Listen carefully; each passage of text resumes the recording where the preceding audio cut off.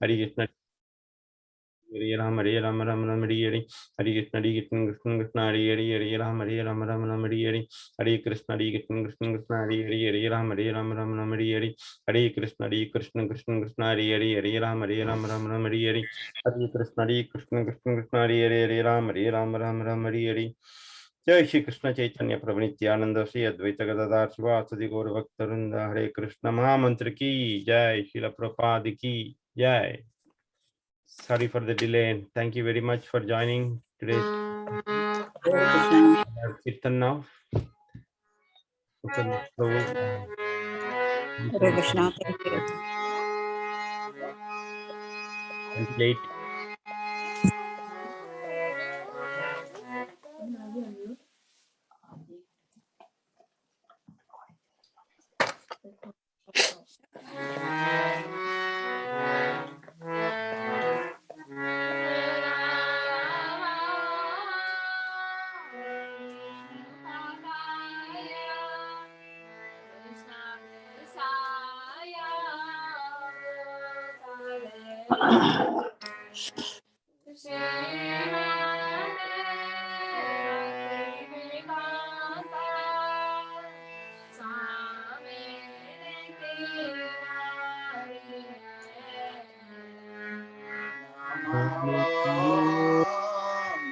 Krishna Prabhaya, Krishna Prasthaya,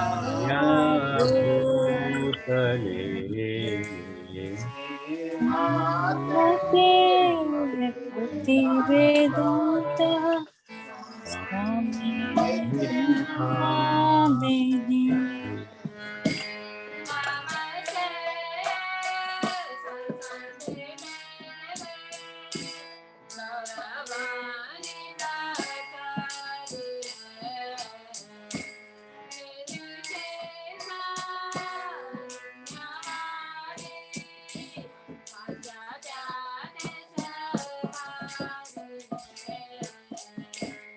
Namaste Saraswati Devi Gauravani Pracharine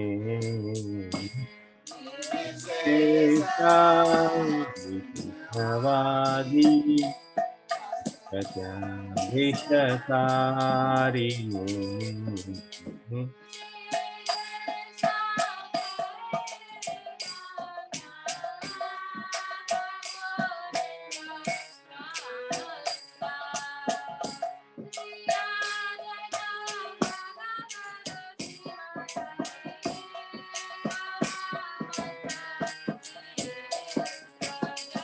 Yasi Krishna Chaitanya Prabhu Nityananda Shri Advaita Gadadhara Sivasadi Bhaktavrindi.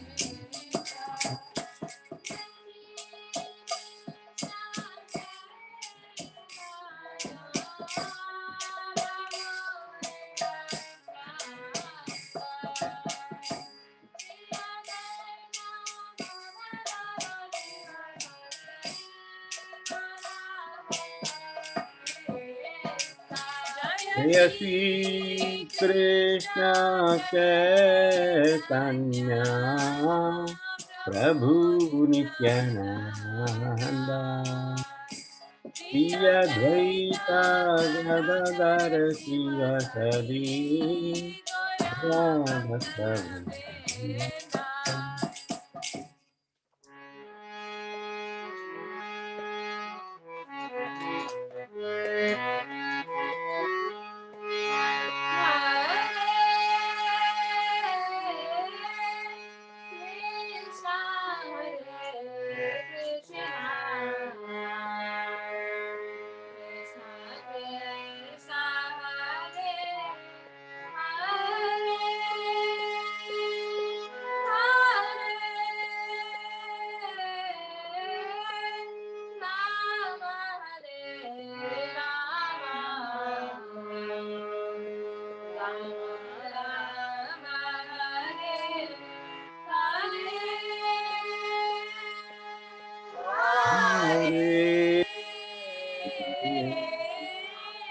Krishna Hare Krishna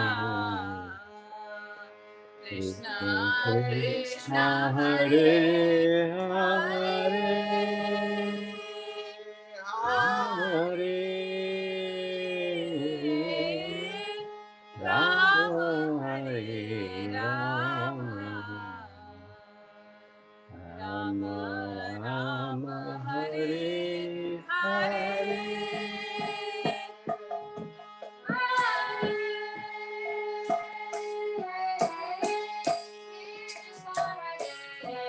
Rama Rama Rama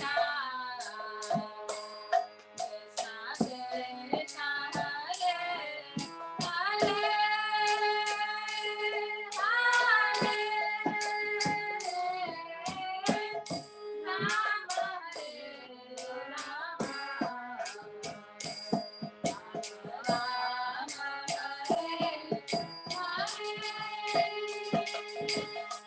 Hare Hare Krishna Hare Krishna Krishna Krishna Krishna Hare Hare Hare Hare Hare Rama Hare Rama Rama Rama Hare Hare Hare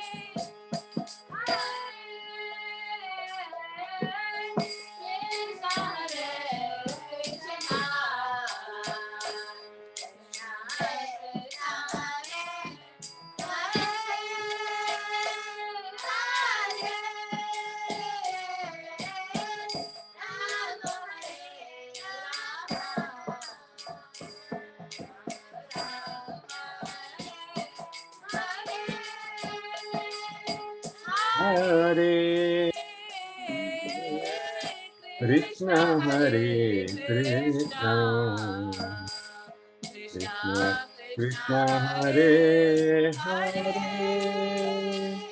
Hare Rama Hare Rama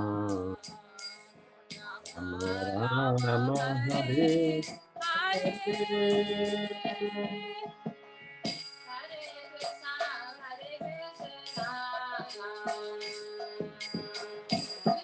Krishna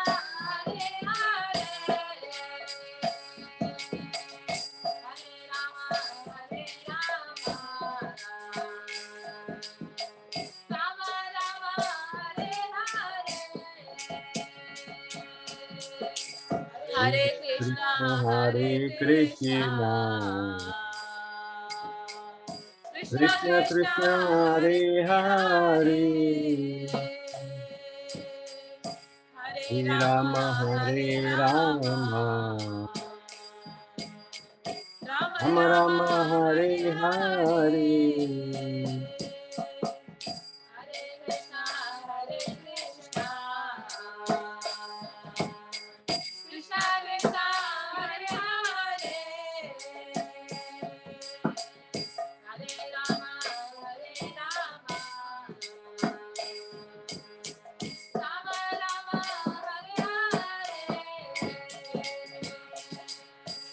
Hare Krishna, Krishna Hare Hare Krishna, Krishna Krishna Krishna Krishna, Krishna Hare Hare Hare, Hare Hare Hare Rama, Rama Hare Hare Rama, Rama Rama Rama Rama, Rama Hare Hare Hare,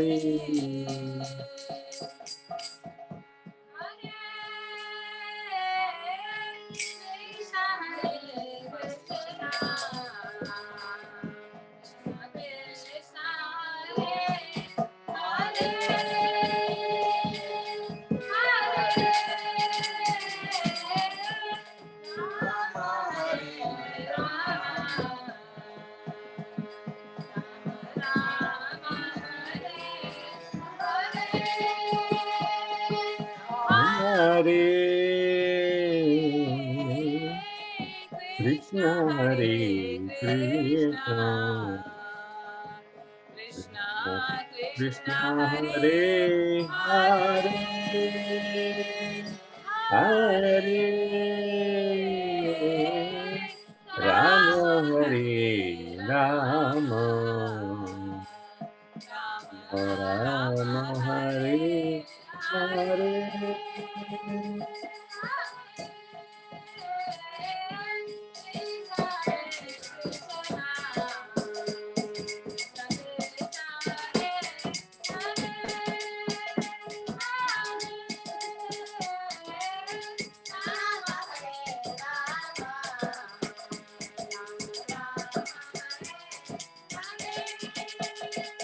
Hare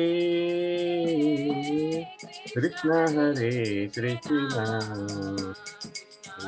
Krishna Hare Hare, Hare Rama, Hare Rama, Rama Hare Hare.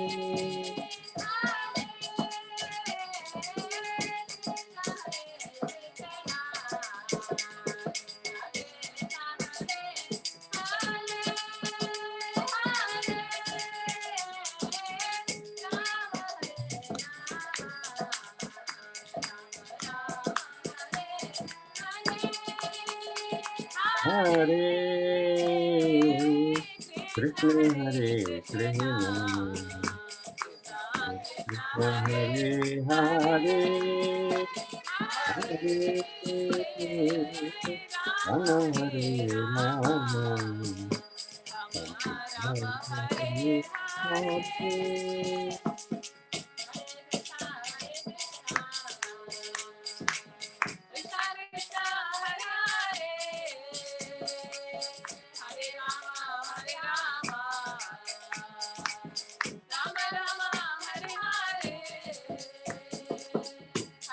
Krishna, Hare Krishna, Krishna Hare Hare,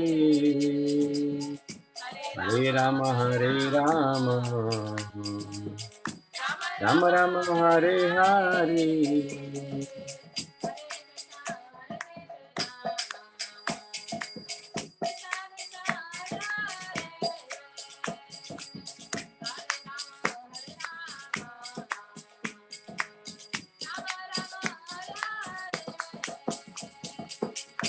Hare Krishna, Hare Krishna, Krishna Krishna, Hare Hare, Hare Rama, Hare Rama, Rama Rama, Hare Hare. Krishna, Hare Krishna, Krishna Krishna, Hare Hare, Hare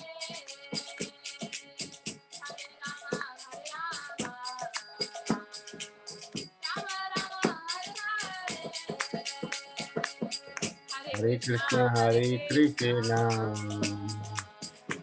Krishna Krishna, Hare Hare, Hare Rama, Hare Rama, Rama Rama, Hare Hare.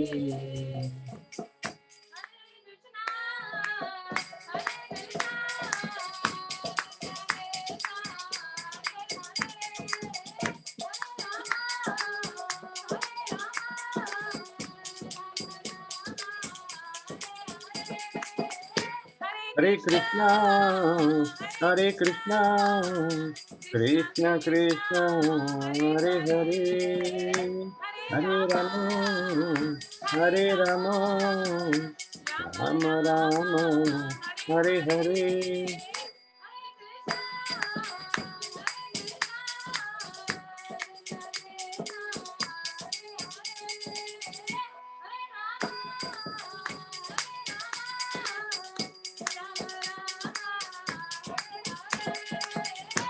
Hare Krishna, Hare Krishna, Krishna Krishna, Hare Hare, Hare Rama, Rama Rama, Hare Hare.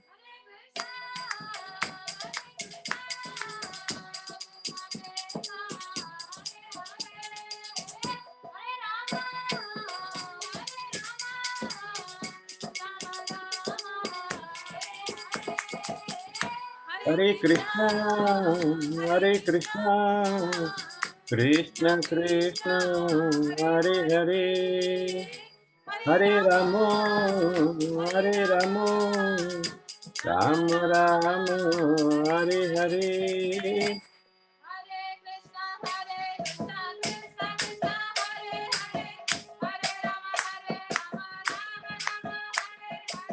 Hare Krishna, Krishna Krishna, Hare Hare, Hare Rama, Rama Rama, Hare Hare.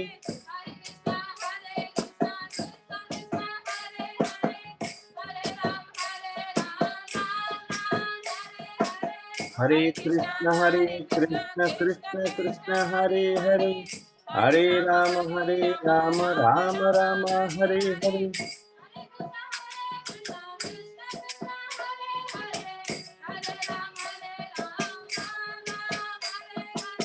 Hare Krishna, Krishna Krishna, Hare Hare, Hare Rama, Rama Rama, Hare Hare.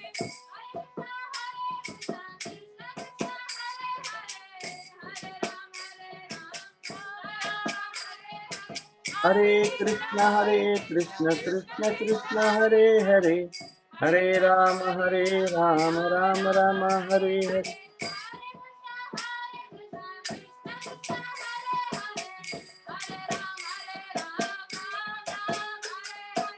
Hare Krishna, Krishna Krishna Krishna, Hare Hare, Hare Rama, Rama Rama, Hare Hare.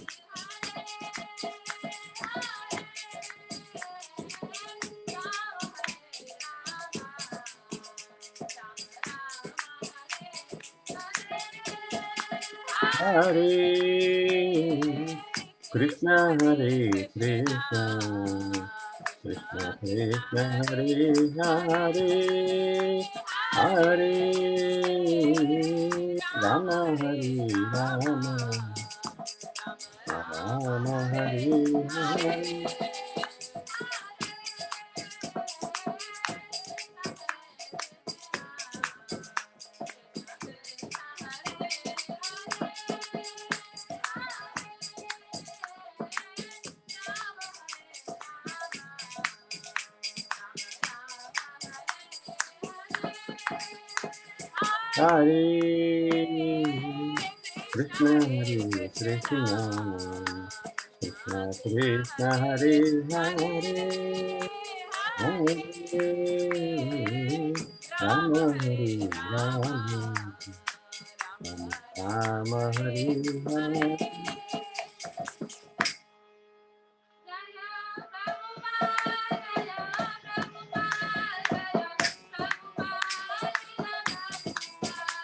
Jaya Prabhupada, Jaya Prabhupada, Jaya Prabhupada, Jaya Prabhupada.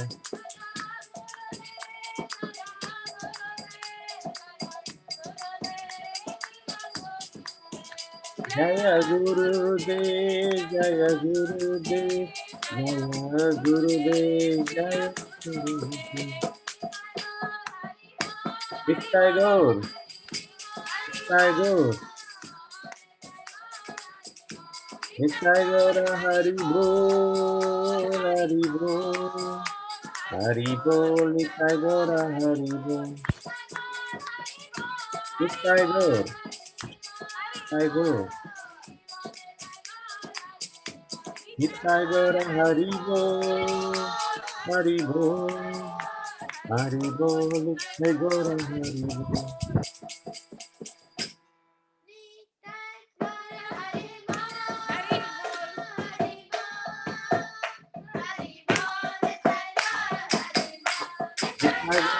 Hari Bol, Hari Bol, Hari Bol, Nitai Gaur, Hari Bol. Hari Bol. Jai. Shri Prabhupada ki jai. Jai. Hare Krishna Prabhuji. Thank you Thank you very much. Wonderful Kirtan. Kanchan Mataji. Thank you, Prabhuji. All glories to Shri Prabhupada. Yeah, brother, wonderful Kirtan. Thank you very much. Haribol. Today, Kanchan went in a different tune and everything. It was nice.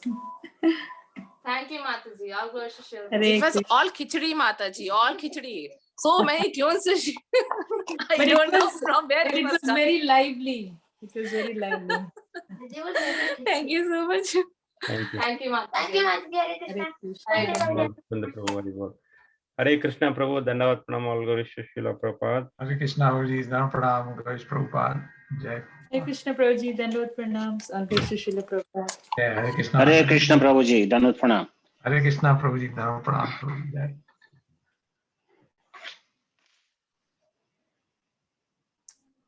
So that was very nice Kirtan, very lively, very energetic, as always. Very nice. Thank you very much, Prabhuji. All glory to Shri Prabhupada. Hare Jai Krishna. Prabhupada, Jai. Okay, so Muktasanga Prabhuji, what's the plan? We'll do a recap, Prabhu, for 5 minutes, and then we'll continue. Okay, Is Prabhuji. that okay? Yes. Yeah. Anybody wants to volunteer to do recap? I can try, Prabhuji. Go ahead, Mataji. Yeah. We did the third chapter, 23rd, 24th, and 25th, 3 verses. And then in 23rd, the summary was Krishna was saying, if I fail to follow the duties, then everyone will follow my path. And then why Krishna was saying that here, like the way Prabhuji explained it easily, is that in the previous shlokas, he was saying, we have to follow his, we have to follow him, but not imitate him. So to give that extra message in 23, Krishna is very careful and making it clear that if he fails because he's the authority, then even rest of us who also follow him also will fail. And another thing, when we say we follow, it was emphasized that we follow, but we don't imitate, because our actions are not they're not self-driven, whereas Krishna's actions are self-driven at his will. But whatever we do, it's not at our will. So if we try to imitate, we have no right to imitate, because it's not our will actually. And also to imitate, it's like we are not in that position to imitate. We are only in our position to follow Krishna's directions. So that's why in 23, Krishna says, if I ever failed to engage in performing, then all men would follow my path. So he's saying that's the reason why Krishna is saying that that he also has a prescribed duty and he should do. And same thing in 24 also, he emphasized why he's giving more reasons as to why he has to perform the prescribed duties. Because because he's the supreme authority and he has the responsibility to maintain. Otherwise, all these words would be put to ruination. So Krishna is again saying that if I don't do, what will happen? All the 3 words will be ruinated. And then another point here is that Krishna is giving us directions, and why if he doesn't perform, this is what is going to happen. But why we have to perform and how we can perform is like how Krishna gave Arjuna directions in the battlefield. Like that, Lord Krishna is giving us the directions. Like we in the Vedic scriptures, if somebody does not know what to do, or if they do sinful activities, then their directions given. And like that, from time to time, Krishna is giving us directions how to do. And then and though Krishna is not in person, how he's directing us is through his words, through Bhagavad Gita, Srimad Bhagavatam through scriptures and his representatives. That's our gurus, like Srila Prabhupada and spiritual masters. And then in that same connection, in text 25, Krishna says that everyone is going to perform all the duties, but there's mainly 3 levels of people on which people perform. The karma kandi, and then gradually we get more and more faith, and then we start getting slowly detached. And then after that, still we'll have the sakama karma, and then goes to nishkama karma. So in 25, the summary is like, even if the ignorant perform their duties with attachment, but the learner, he may perform without the attachment. So overall, 23, 24, 25, why Krishna is performing, and then if he does not perform, what will happen? And then we, like ignorant, how they perform, and learned person, how they perform. And Krishna also was saying in text 25, as a matter of duty, he himself is saying that if some authority does not follow, then there will be an unwanted population, like a king, a person who is responsible. If he does not follow, then even the citizens will not follow. Then everything will get ruinated. So summary is that Krishna wants everyone to stay in the unconditional path, and every devotee will perform without the attachment. Ultimately, it's only to please Krishna, but not for our own self, own pleasure, not for our own pleasure. So that's what I have, Prabhuji, as I have made notes. And we talked about Ganesh Chaturthi in the context, because it was also the festival, and how the supremacy of the God. And the 2 key points for Ganesh Chaturthi is we have to pray to Ganesha, Lord Ganesha, to take away the obstacles in our spiritual growth. And why? Because Ganesha is as stated in Brahma Samhita, like he's holding the feet of Supreme Lord on his on his teeth, the elephant teeth. So that's all I have, Prabhuji.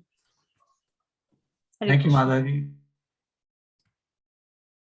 Hare Krishna, Madhaji. Thank you. That was very comprehensive. You covered most everything that I think was discussed in the class. I don't know if there's anybody else who wants to add anything to it. Thank you, Prabhuji. Madhaji. Okay, so I think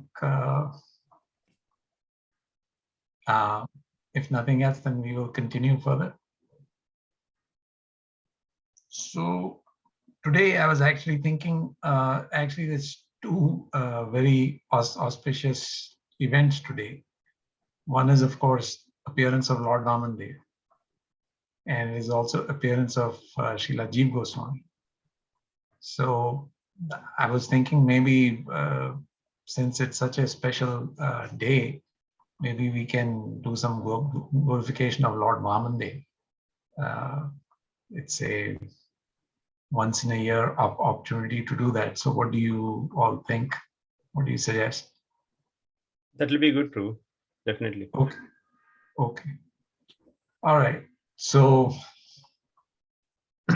little change of pace, little change of topic today. We'll do glorification of Lord Vamandev. So we'll start with the invocation prayers, and then we'll continue from there.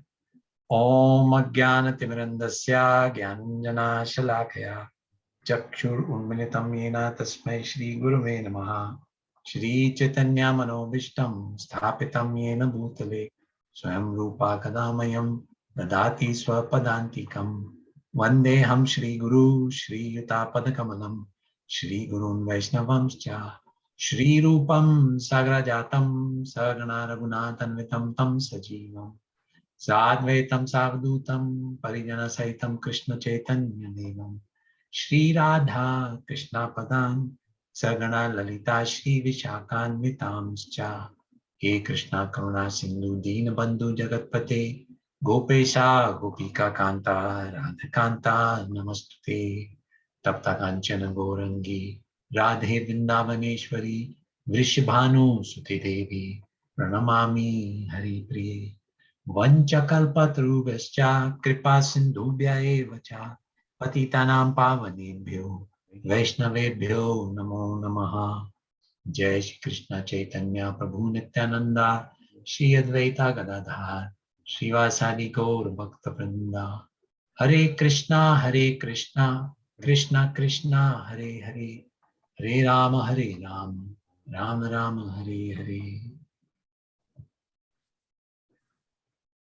Jai Shri Prabhupada Ki Jai.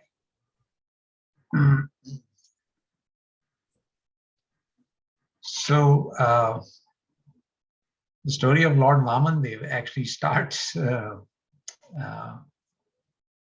think an interesting point from which to start is why Lord Vamandev appeared and how he appeared.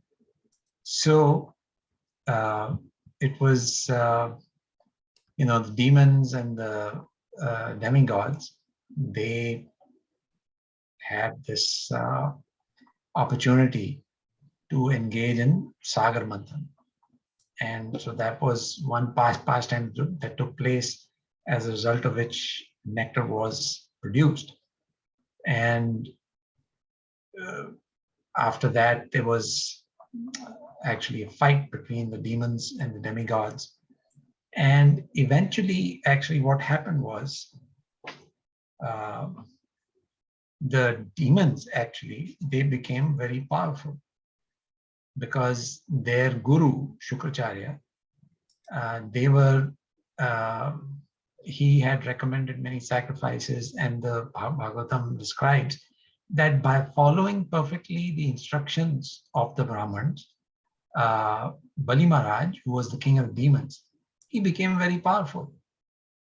He became so powerful that he became the ruler of the heavenly planets also. And so at one point, when the demons, Bali Maharaj and his entire army, they were approaching the heavenly planets, the demigods, they immediately went running to their spiritual master and they begged him and said, please save us. These demons are coming, they look extremely powerful. And so their spiritual, that at this point, the demons are very powerful and you will not be able to fight them. So under the circumstances, it is better that you all go away, hide somewhere, take on disguise, but go away, because you will not be able to defeat them. Because at this point, the demons have acquired a lot of power from following the instructions of the Brahmins. So it's very important to note that the Brahmins, who were very expert in Vedic rituals, sacrifices, etc., they were qualified and they knew all the rituals and practices, etc., to the extent that they could award such immense power to the demons that the demons could even surpass the demigods in their power. So at this point, Bali Maharaj and his followers, they reached the heavenly planets, and all the demigods, they left. So the mother of the demigods was Aditi Devi, and her husband is Kashyap Muni. So Kashyap Muni was engaged in austerities, etc. And Aditi Devi, when she saw that all of her sons had to flee the heavenly planets, she was very upset, naturally.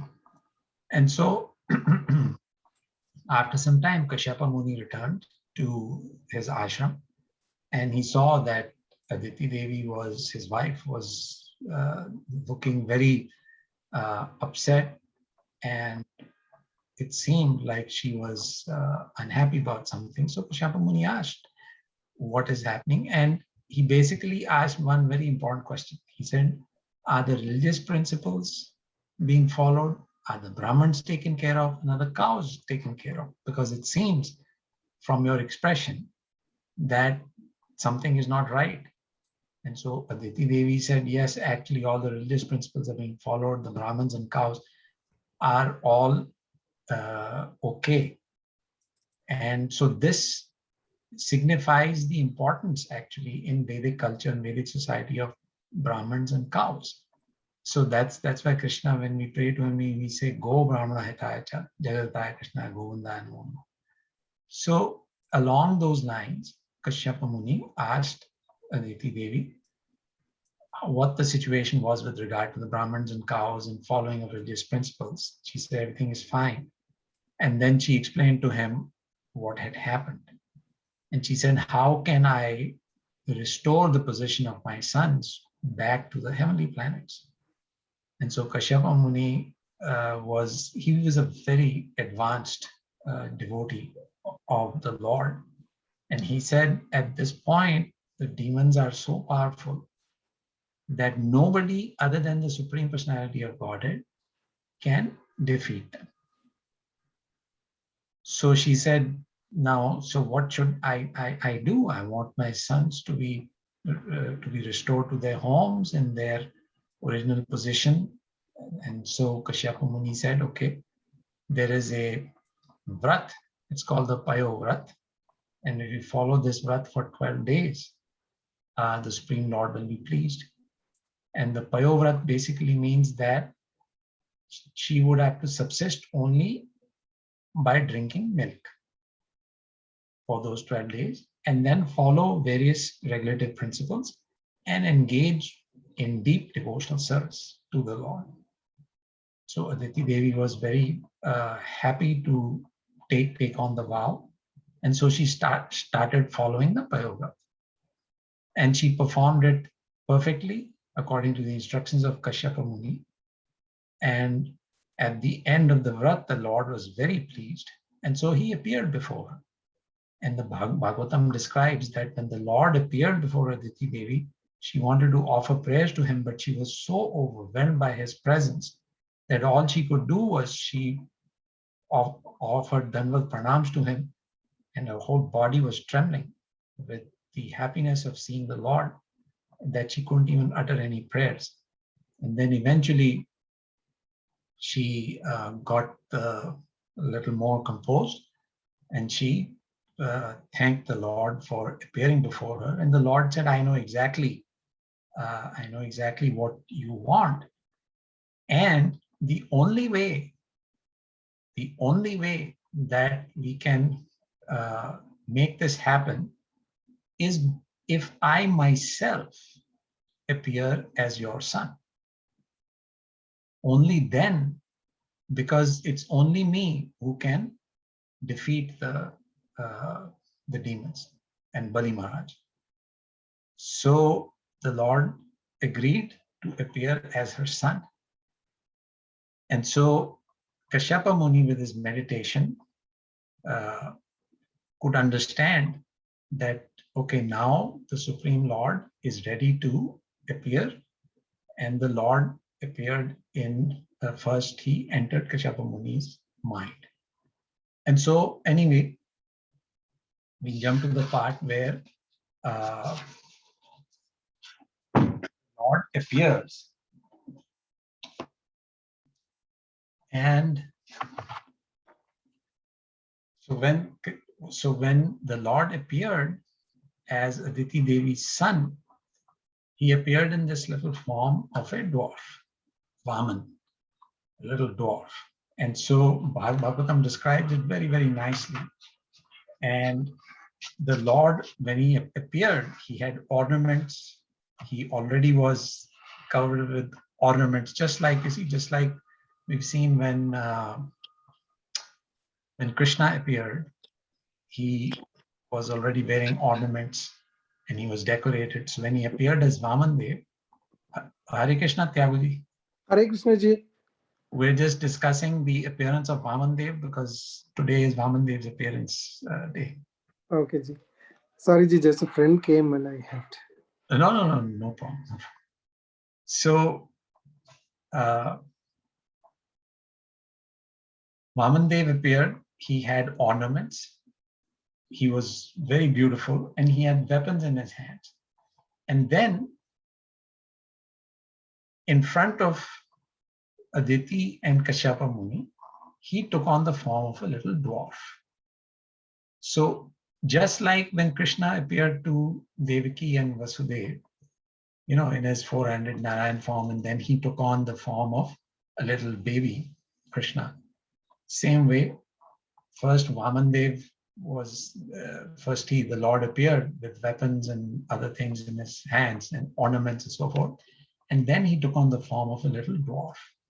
So now when that happened, see, all the sages, the demigods, etc., they were all observing and they were all very pleased.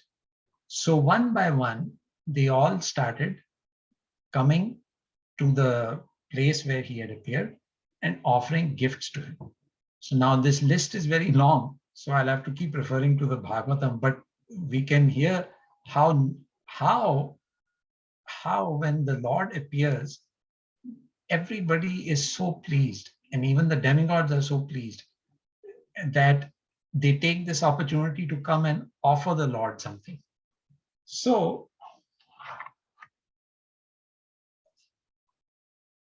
first thing, we see that, of course, the Prajapatis, they all performed ritualistic ceremonies to celebrate the birthday. Then sun god came, Suryadev came. Suryadev came and he offered to Vamandev the sacred thread, the Brahman thread that we wear, sacred thread. And when you get initiated as Brahman, then you can recite the Gayatri mantra. So the sun god came and presented that to Vamandev. Then Bhumi Devi, Dharti Devi, she appeared, Mother Earth. She came and she offered Vamandev a deer skin. So that's why when you see Vamandev, he's wearing a deer skin. That deer skin was presented by Mother Earth. And Chandradev, who's the moon god, he appeared and he gave him that little danda that the brahmachari carries. Vamandev is brahmachari, so he wears a deer skin and he carries a little danda. So that was given by the moon god. Then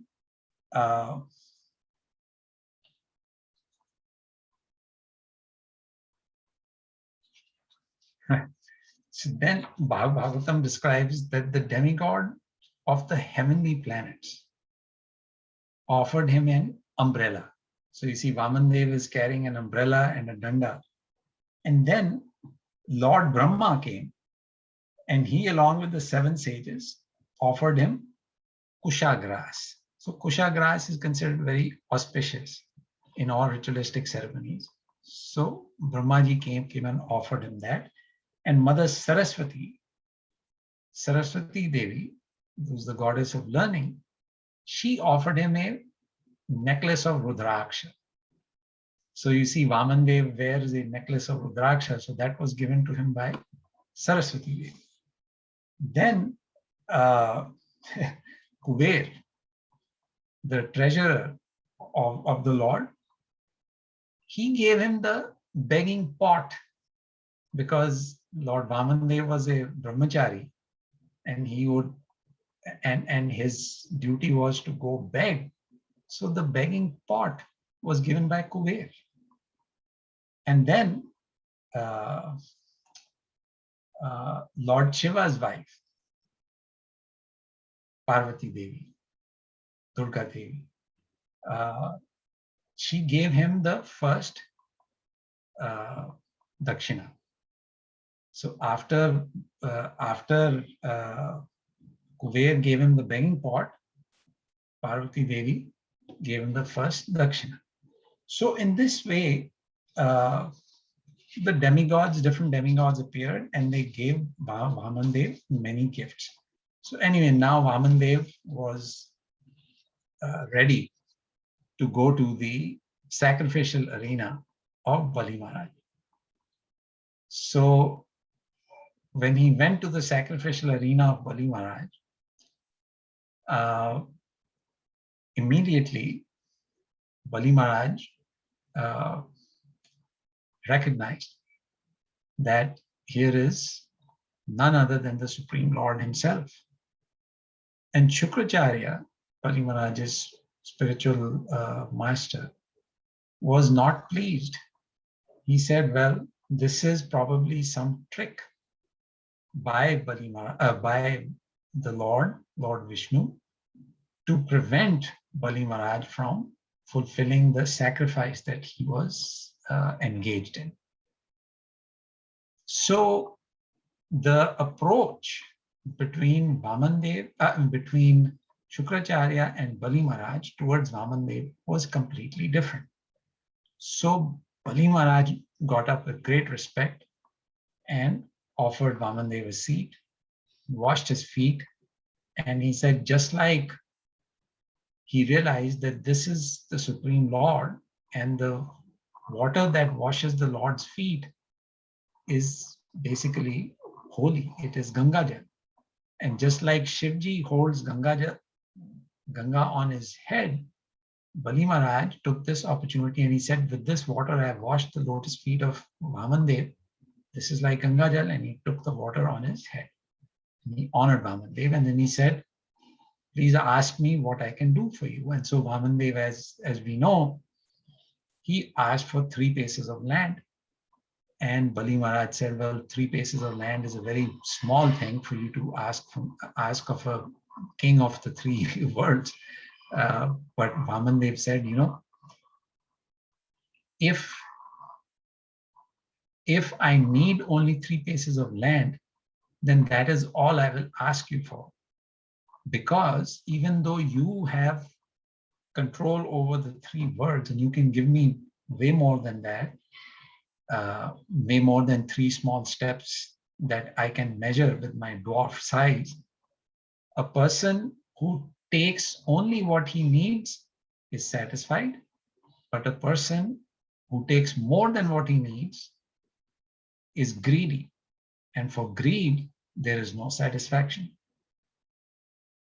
So with this instruction, Bali Maharaj, Vamandev convinced Bali Maharaj that all he needed was 3 paces of land.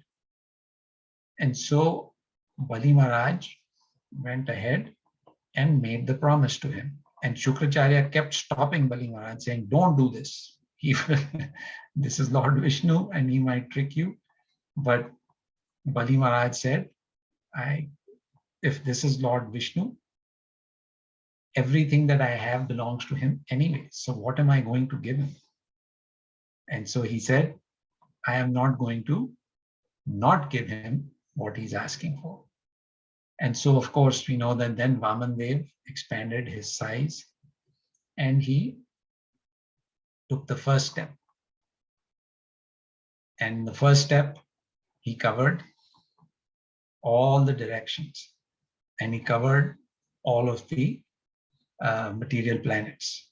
And then in the second step, he covered the upper planetary system. And with his foot, he pierced a hole in the covering of the universe. And that's how you see the river Ganga actually started to flow down from that hole that Vamandev's big toe pierced in the covering of the universe. And then he said, now I don't have any place to keep my 3rd foot, my 3rd step. And of course, as far as the 3rd step is concerned, we know the story that Bali Maharaj said, Vamandev said, I have nowhere to place it. And Bali Maharaj thought for a minute and he said, no, there is a place to keep it. Even though you have taken everything, but my body is still there. You can place your 3rd step on my head. And so this way, Bali Maharaj was able to keep his promise. And at the same time, Vamandev was able to get his 3 paces of land that he had asked for. Now, before Bali Maharaj offered his head for the 3rd step, many things happened, in the sense that 2 steps were taken and there was no place left. There was nothing left. There was nothing that Bali Maharaj possessed that was left. And so there was a long discussion where Vamandev said, what should I do next? Where should I keep my 3rd step? Bali Maharaj, you have not fulfilled your promise. And Bali Maharaj was being chastised by before Bali Maharaj agreed to grant Vamandev the 3 steps, Shukracharya said, don't do this. Bali Maharaj said, no, I will go and do it. So Shukracharya said, because you are not listening to my instruction, I'll curse you that you will lose everything. So Shukracharya actually cursed Bali Maharaj. Now, of course, it was the Lord's will that this was to happen. And so Bali Maharaj happily gave gave Vamandev the 3 steps. Now, while the 3rd step was being contemplated, Bali Maharaj was actually bereft of all his belongings.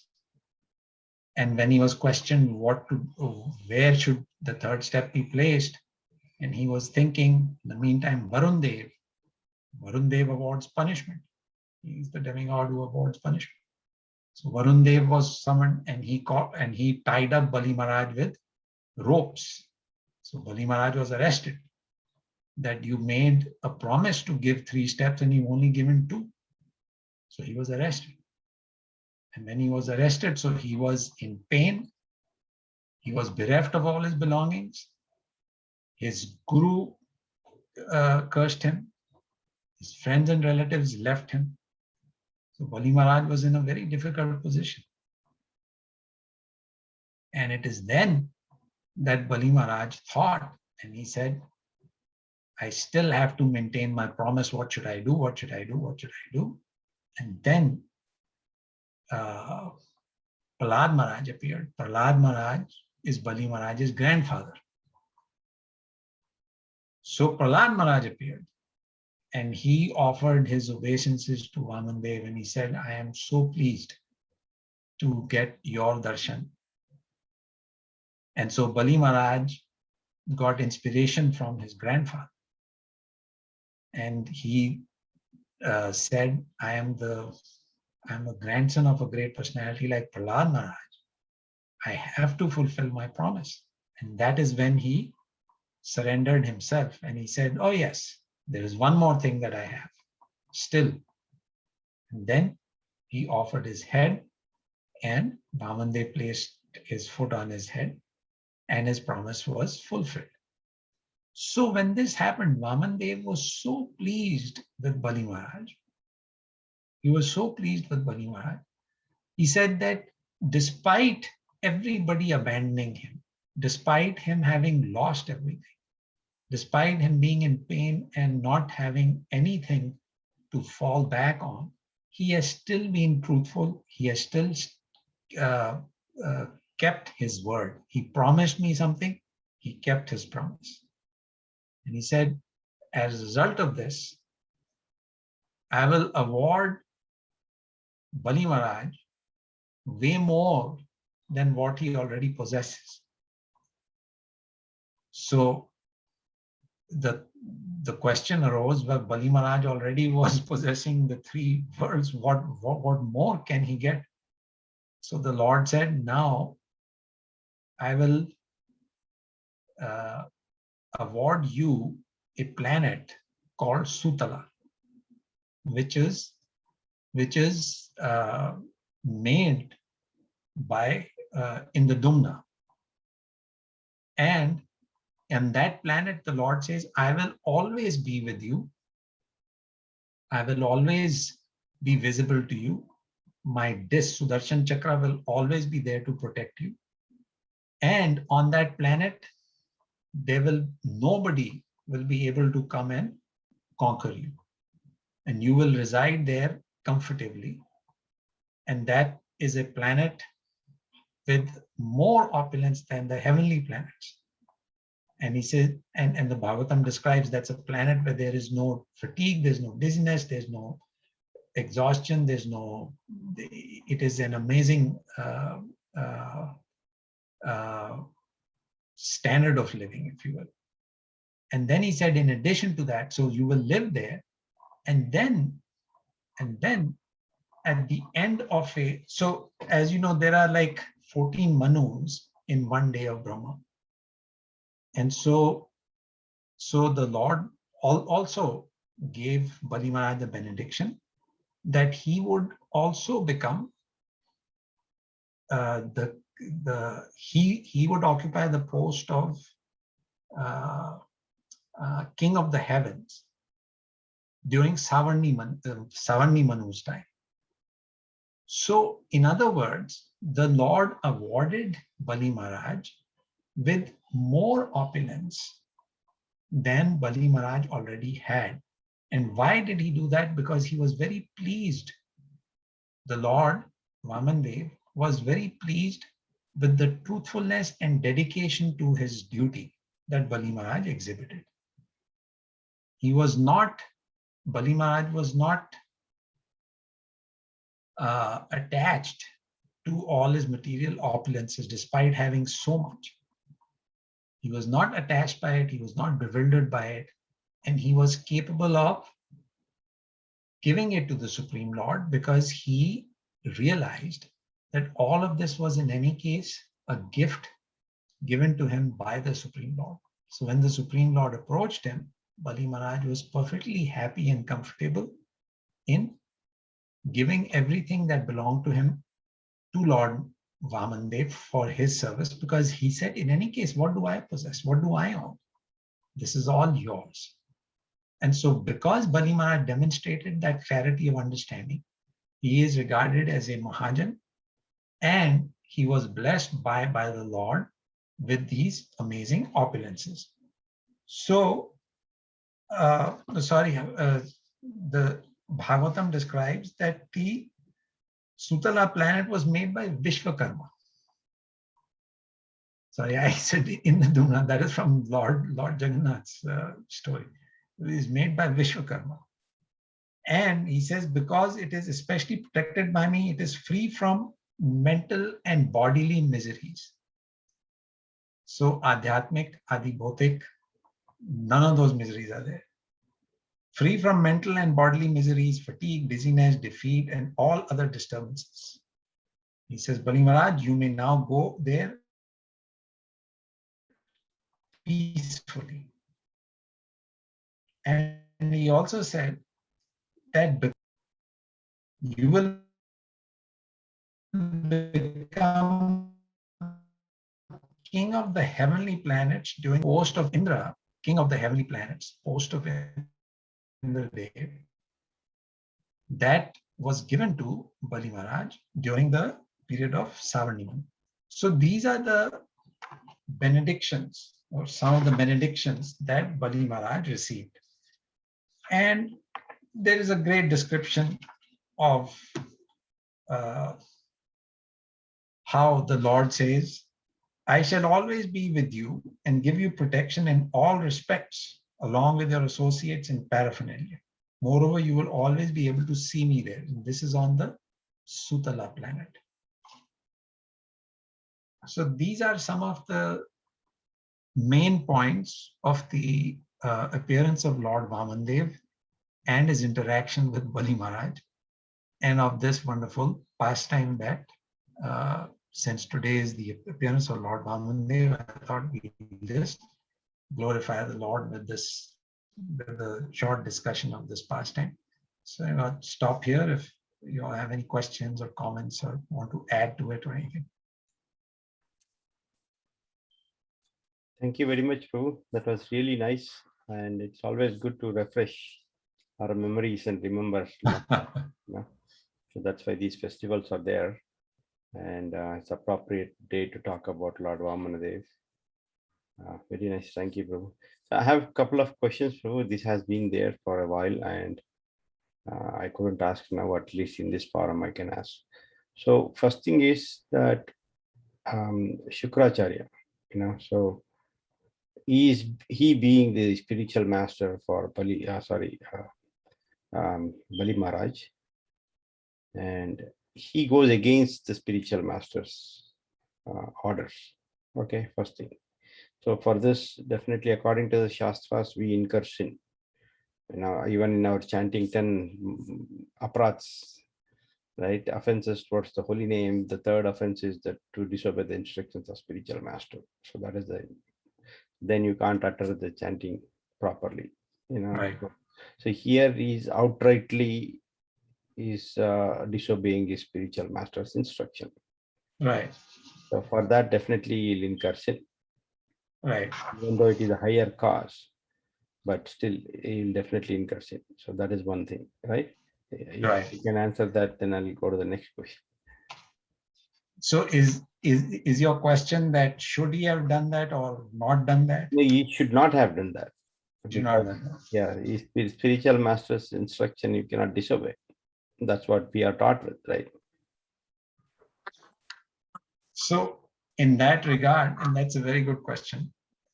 In that regard, so Bhagavatam describes that Lord Vamandev asked Shukracharya that what was the discrepancy in the performance of Yajna that Bali Maharaj was performing, for which you cursed him. And Vamandev also said to Bali Maharaj, to Shukracharya, because they were in the assemblies of all of the Brahmins there, that if you point out the shortcoming in Bali Maharaj's performance of Yajna in the presence of the Brahmins, then his fault will be nullified. So for that reason, Vamandev asked Shukracharya, and Shukracharya said, and I'll read his response to you, so that because it is straight from the Bhagavatam, so instead of me kind of paraphrasing, it is better to hear the exact words of Bhagavatam. So Vamandev asked, O best of the Brahman Shukracharya, please describe in your disciple Bali Maharaj, who engaged in performing sacrifices. This fault will be nullified when judged in the presence of qualified Brahmins. So this was the question. Then Shukracharya asked. Then Shukracharya replied. Shukracharya said, my Lord, you are the enjoyer and lawgiver in all performances of sacrifice. And you are the Yajna Purush, the person to whom all sacrifices are offered. If one has fully satisfied you, where is the chance of discrepancies or faults in his performance of sacrifice?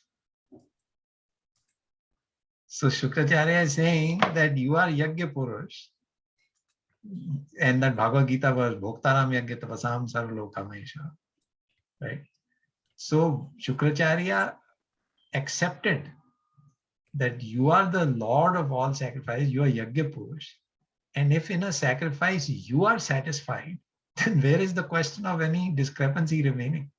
The purpose of performing Yajna is to satisfy you, and if you are satisfied, then there's no fault in the Yajna.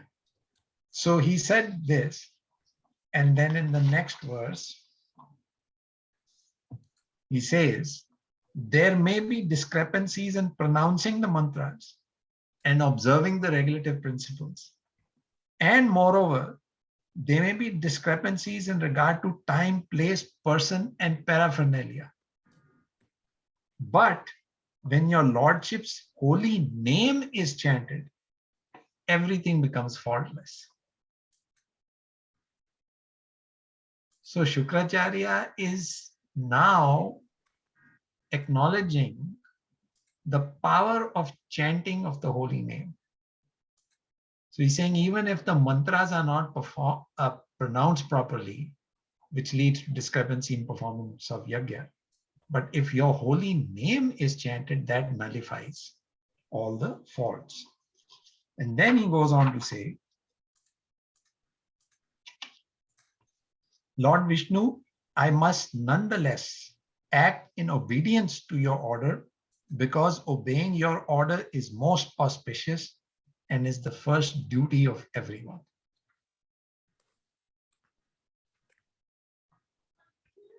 So in this way, so then the last verse, Sukadeva Goswami continued, in this way, the most powerful Shukracharya accepted the order of the Supreme Personality of Godhead with full respect. Along with the best Brahmins, he began to compensate for the discrepancies in the sacrifices performed by Bali Maharaj.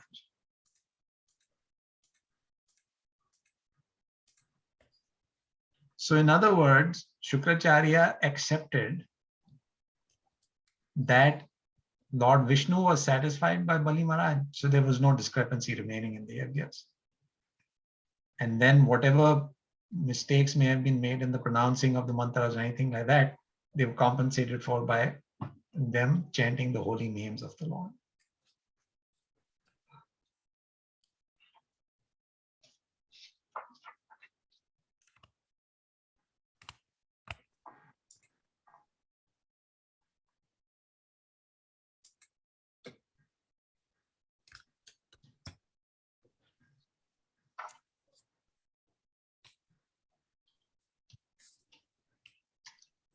That's good, bro. That's good. So probably Yes, sir. maybe that is applicable in that yuga, may not be in Kali Yuga.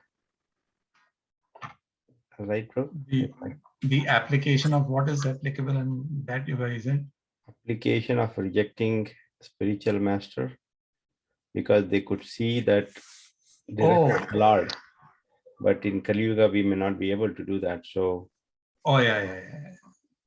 No. And then you see, I mean, for us, we don't have the qualification to be able to assess what is the level of the guru and to be able to reject what he's saying. I mean, Bali Maharaj was a different personality. He's a Mahajan.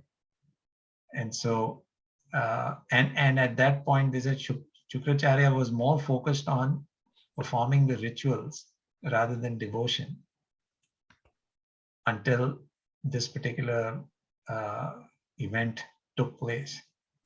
So our position, of course, is very different. We cannot, again, follow but not imitate. We cannot imitate Bali Maharaj. We can only follow. And and what we follow are the principles. And the principle that he established is that Bhoktaram Yagyatavasam Sarvalokam Maheshwaram, that the Supreme Lord is the supreme proprietor and the supreme enjoyer of all sacrifices. So if we perform any sacrifice for the satisfaction of the Supreme Lord, then it will be successful. That is success. yeah, nice, Prabhu. Thank you. Thank you very much.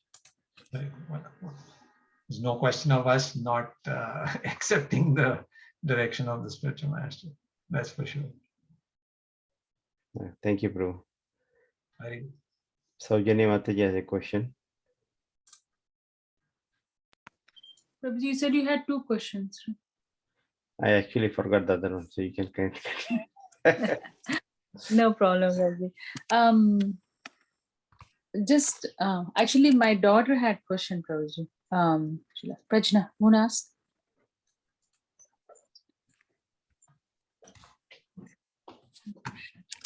Hare Krishna, Prabhu.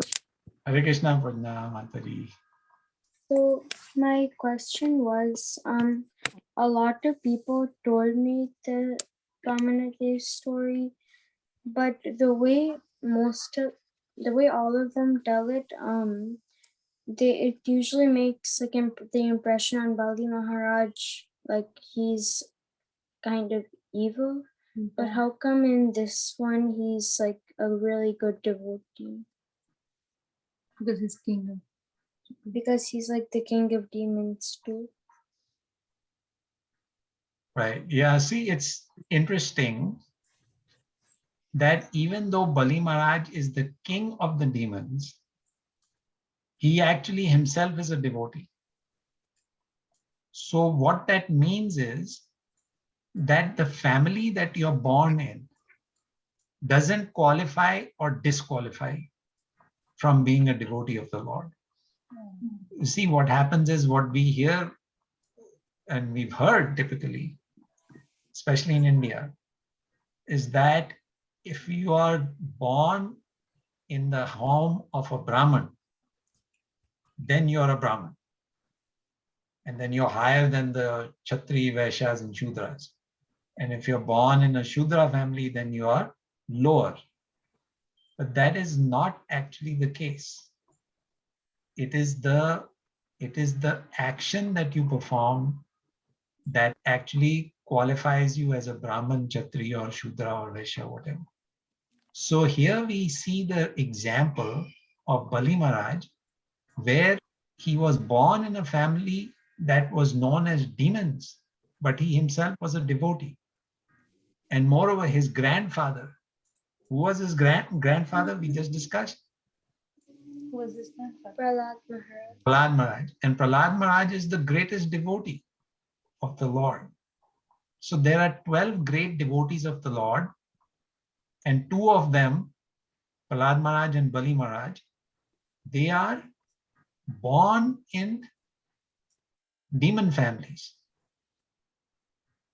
But this was done only so that to prove the point that regardless of what family or dynasty you're born in, you can still become a devotee if you pursue if you follow the principles of devotional service.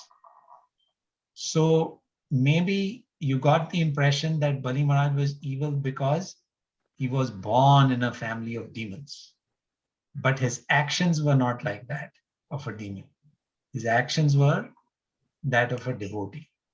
And that's why Lord Vamandev was so pleased with him that he gave him that big benediction of Sutala planet and made him the king of heaven also. Thank you, Prabhuji. Hare Krishna. Hare Krishna. Did that answer your question? Yeah, Very nice question. thank you. You're welcome. Prabhuji, I have a question. It's just again, maybe it may be like a kid's question, but I'm just curious to ask.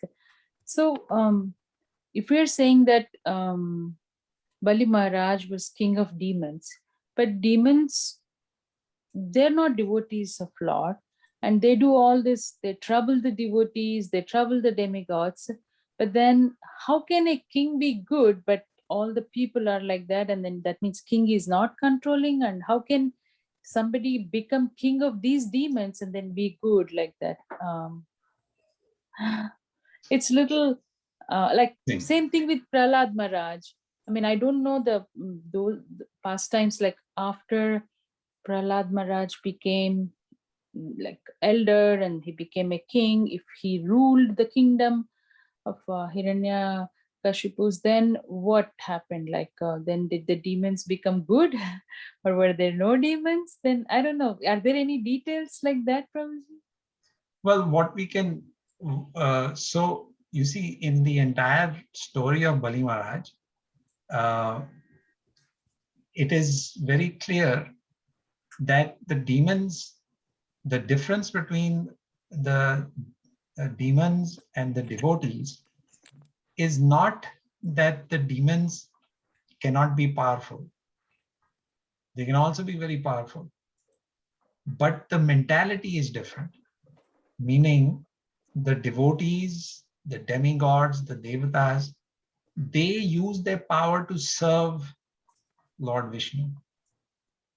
They use their power to execute the orders of Lord Vishnu.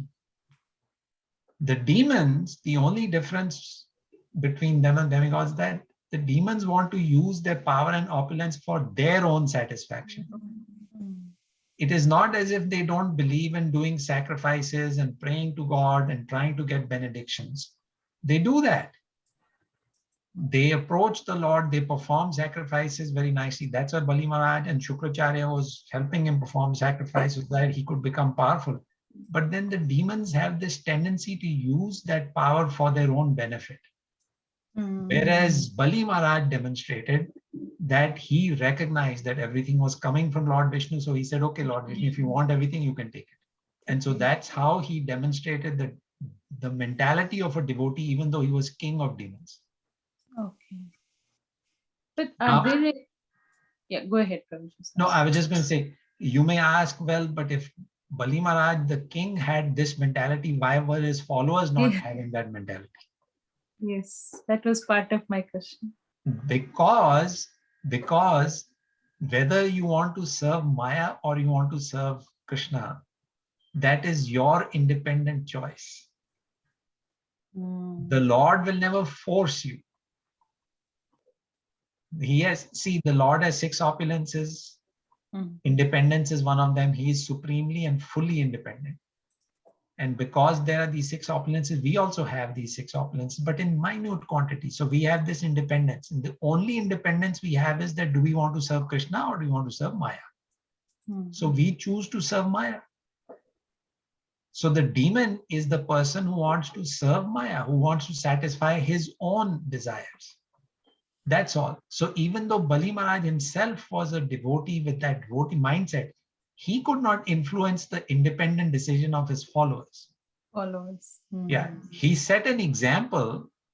He set an example by offering everything to Lord Vishnu. But did all his followers pick up on that? No. No. And that will always be the case. This creation will always have devotees and demons. And so Krishna says, if you want to be truly happy, become a devotee. Follow my instructions. So, what about Prahlad Maharaj? Are there any pastimes where what happened when he became the king, but his followers, demons, they did not follow? Is there any stories, Prabhuji? There are. I am not aware of stories of him as a king, other than he did become the king, and after the Hiranyakashipu. But again, I think the lesson there is that the Lord is saying that 2 of the greatest Mahajans were in demon families. So what that means for us is we can't say, oh, I'm in this world and everybody's doing this, everybody doing that. My family also does that. Why are you telling me to be a devotee? How can I do? Right? So we have no excuse. If we use our intelligence, Krishna's instructions, the Shastra's instructions to us are to become devotee to serve the Lord. So just like Bali Maharaj did, just like Prahlad Maharaj did, despite being born in families of demons. So that is applicable to us today. For us, that's a takeaway. Because our environment, our society is demonic. Yes. So we can make that choice to become devotees, despite being in a demoniac environment. And maybe in Prahlad Maharaj's time and Bali Maharaj's time, though demons were becoming powerful, maybe they did not trouble the demigods or the devotees, like how we heard, like in Ravanasur and even Maricha, how those demons were troubling the sages to do the yajna like that.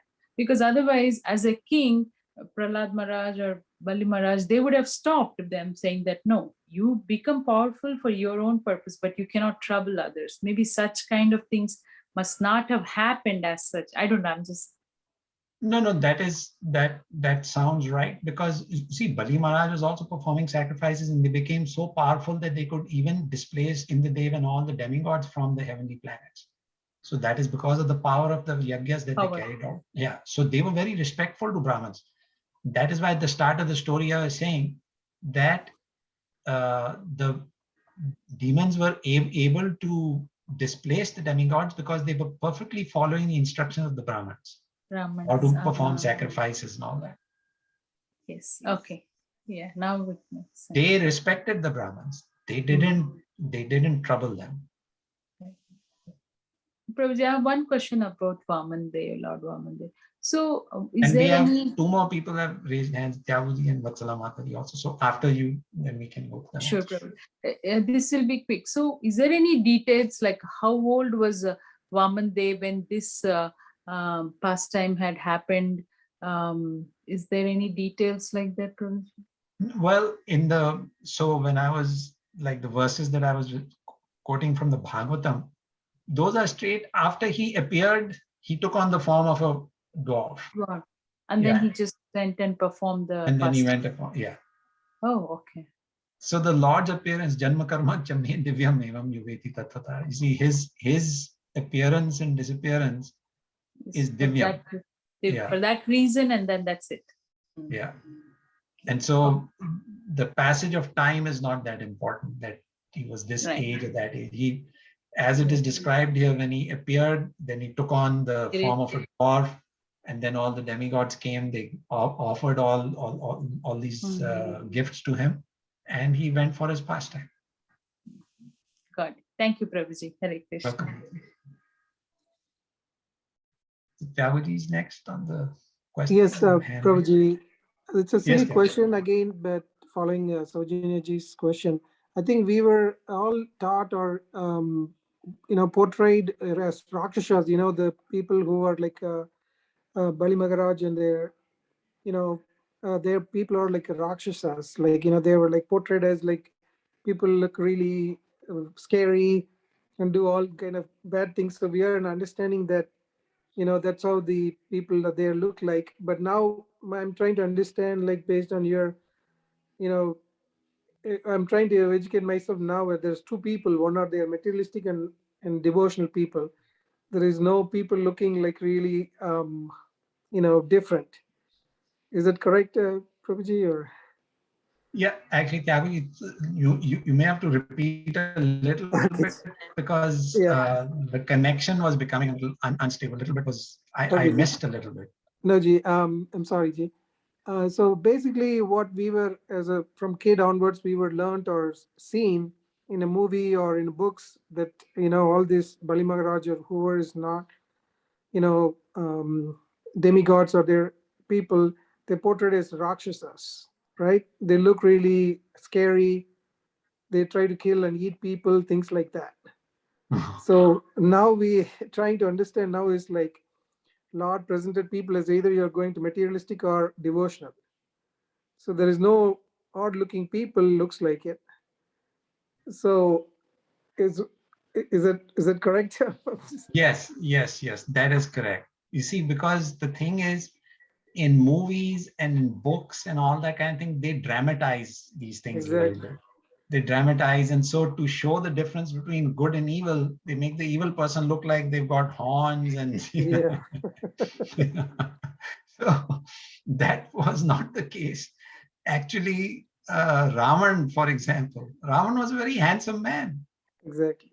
And it was described in the Shastra that he was very knowledgeable of all the rituals and principles and sacrifices and very respectful.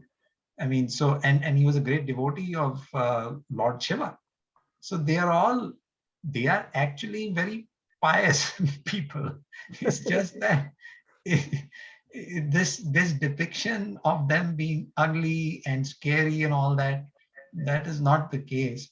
It's just actually what the Shastra describes is the mentality.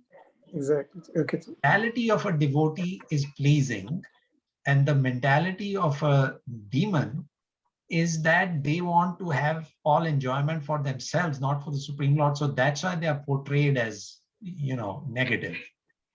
Okay. Thank you, Ji. I didn't want to take her so much time, but Hare Krishna Ji, thank you. Hare Krishna, that's a very good, very relevant question. So thank you for asking that. Hare Krishna Prabhu. Hare Krishna, Gauri Srila Prabhupada. Sorry, I missed a part of the class. I had to go away for some time. Prabhu, even though Bali Maharaj, coming back to the same issue, even though he was born in a demoniac family, but he had the qualities of a real sadhu. I mean, he had great Vaishnava qualities. So I think from different talks, speeches that was given to us, I think we understand at a later stage, he's well worthy of anything he can get from the Lord. But so far as we are concerned, are we in between state, limbo state? We are neither the demons or neither the devotee. We are always in the, because we are also enjoying the senses, right? Because sometimes we have to make a decision. The mind is a real difficult thing to control. Senses are difficult to control. We are trying back and forth. So what state are we in? Are we are not completely demoniac, or we are not completely godly, or true to Vaishnava qualities, but we may have something here and there. So could you please explain that? Good question, Madhavi. So we are aspiring devotees. You see, we are aspiring to become better and better in our devotional service. And you're right, we have demoniac tendencies. And because of the blessings, the mercy, the association of devotees, and especially instructions of Prabhupada and all that, we at least know what to aspire to, and we are trying.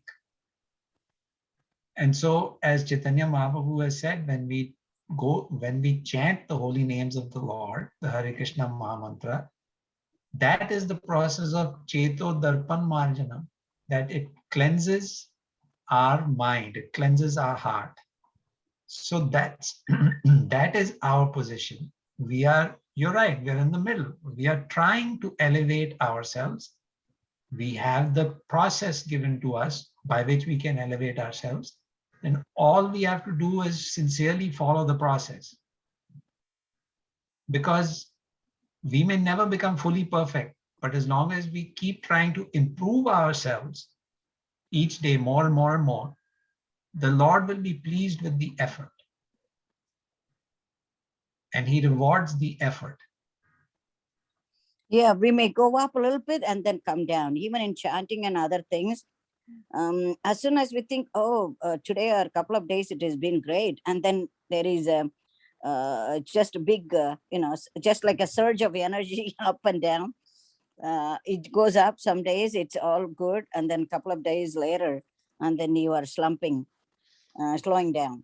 Yeah. So but we don't know when the process will take place, though. The actual process of highest level of perfection, we cannot get it probably.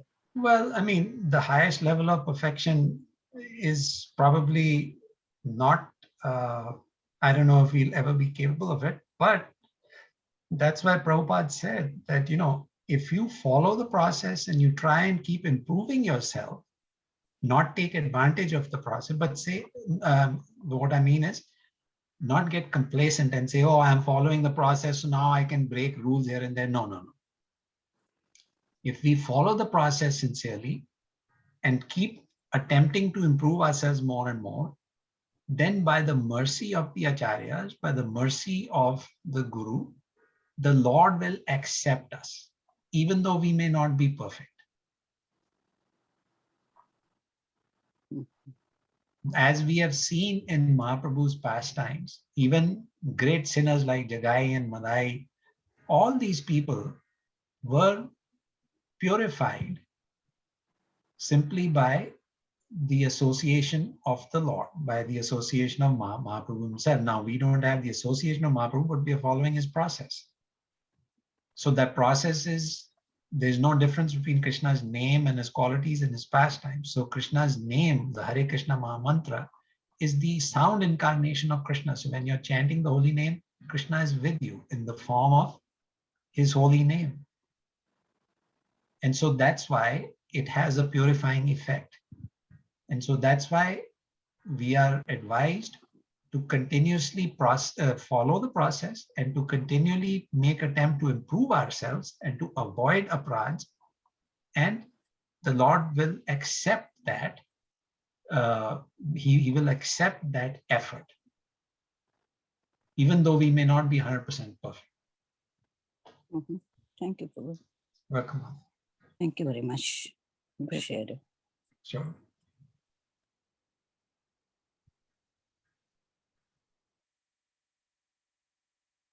All right, Prabhuji, Madhani, any other thoughts or comments?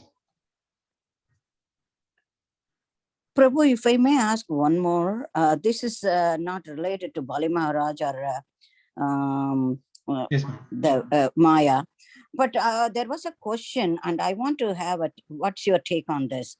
There was somebody who was I think, some broker or somebody came. She is just a beginner in Krishna consciousness.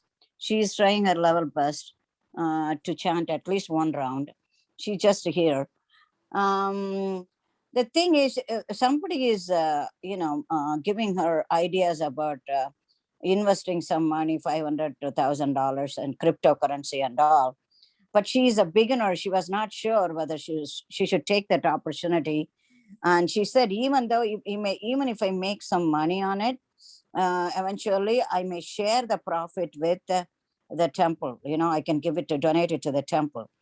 So, but one of the Prabhu said, Prabhupada says, it's like a gambling. You don't want to do that. Even though you may donate that money, I don't think you should do that. So what's your take on that, Prabhu? So she wants to invest in cryptocurrencies? Yeah, somebody has been, just, hoaxing her or leading her into investing into cryptocurrency, Bitcoins and other stuff, right? That's going on for some time. So I think, she's also hardworking IT professional. And she just been coming to this temple. She asked a lot of questions for the past 6 or 8 months. And she's not completely convinced of Krishna yet. But we are all encouraging her to be there, not to stay away from Krishna consciousness. Right. So, but then somebody comes in and gives her this, you can make money and then you can donate half of it to Krishna or whatever that need, because the temple needs funds, right? So she said, should I go along with her? I'm a little bit tempted. Even though my consciousness inside my something tells me not to do it, but I'm just wondering whether I should take his offer and go for that. Yeah, as far as cryptocurrencies go, Madhuri, I myself personally, I don't know much about them. I don't understand them, so I stay away from them. Mm-hmm. But and of course, gambling is not something that is recommended. So we as devotees don't engage in gambling. Mm-hmm. But is cryptocurrency investing is different from gambling? Mm-hmm. So if it is investment and you're trying to share the or donate from what you have from investments, that's a different thing. But if she thinks this is gambling and if she doesn't know enough about cryptocurrencies, then maybe stay away from it, Mm-hmm. because then it becomes borderline gambling, Mm-hmm. Okay. Yeah, I just wanted to know because, she's at the beginning step. But, some people, they are, sometimes they are, turned off by her asking questions about Krishna and other things, impersonalism and all that.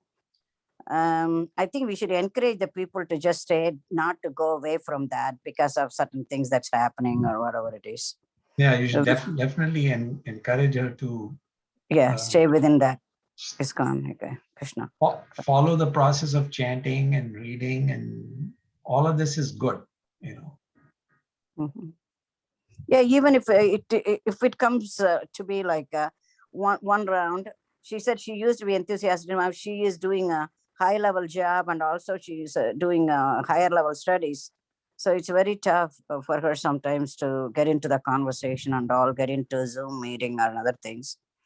But she asked me sometimes, so I said just stay there. Don't leave anything. Don't keep on exploring.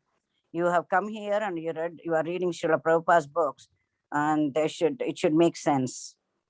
And no matter what, at least you can do one round chanting, and then maybe later on she can improve, right? Right, exactly. Okay. Thank you, Prabhu. Appreciate it. welcome, Mataji. Thank you very much. Sure. Okay, Prabhuji, Mataji, then I think Thank you. Thank you very much. It was very interactive and Thank you. so much information. no, it's very nice questions, very practical questions. So it's good when it's like that, because then there's application to our everyday life that's happening, you know. So Yes, thank Prabhu. you all so much for your questions. Thank So you. nice. Thank you very much, All right, Prabhu, let's for Thank your you class. so much, Prabhuji. I have a couple of announcements. Thank you, Prabhu. You wanted to say something? No, Ji, I just said thank you. I'm sorry. Okay. Okay. Yeah. So as usual, that this Sunday, it's a Pauganda Pravachan week. And there'll be a discourse given by Krishna Shish Prabhu. He's Rasa Chaitanya Prabhu's son. So he'll be giving the discourse. Please join. It is at 10 a.m. Eastern Standard Time, same Zoom credentials. And he'll be talking about Ajamila, lessons to learn from Ajamila. So it'll be a very nice session. Please join at 10 a.m. this Sunday. And evening 8 o'clock, we have Chaitanya Bhagavad from His Grace Adhika. Last week we didn't have because of some schedule, Radharani's festival. But this Sunday we're going to have. So please join. Thank you. Prabhu. Okay. Thank you. Thank you, Prabhuji.